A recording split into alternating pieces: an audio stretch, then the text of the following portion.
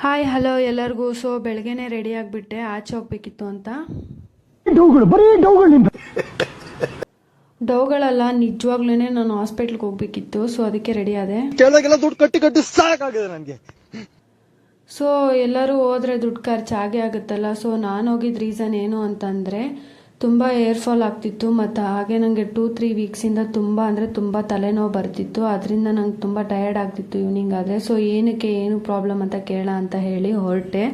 So finally ಅವ್ರು ಹೇಳಿದ್ರು ಊಟ ಚೆನ್ನಾಗಿ ಮಾಡಬೇಕು, ನಿದ್ದೆ ಮಾಡಬೇಕು ಅಂತ. ಸರಿ ಅಂತ ಹೇಳಿ ಎಲ್ಲ ಕೆಲಸ ಮುಗಿಸ್ಕೊಂಡು ಆಚೆ ಬಂದೆ.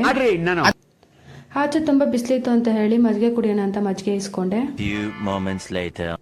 ಹಾಗೆ ಸ್ವಲ್ಪ ಹೊತ್ತಾದ್ಮೇಲೆ ಚಿಯಾ ಸೀಡ್ದು ಜ್ಯೂಸ್ ಕುಡ್ದಿಯೋಣ ಅಂತ ಹೇಳಿ ಚೀಸ್ ಕುಡ್ದೆ.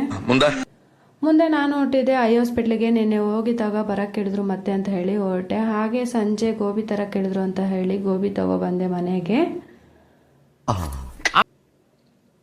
ಸೊ ನೋಡಿ, ನಾನು ತುಂಬ ಟಯರ್ಡ್ ಆಗ್ತಿದ್ದೀನಿ. ಸಂಜೆ ಆದರೆ ತುಂಬ ಡಲ್ ಆಗ್ತಿದೆ ಫೇಸು 2 ಡೇಸಿಂದ ಇನ್ನೂ ಜಾಸ್ತಿ. ಸೊ ಇವತ್ತಿನ ಡೇ ಇದಾಗಿತ್ತು ಅಷ್ಟೇ.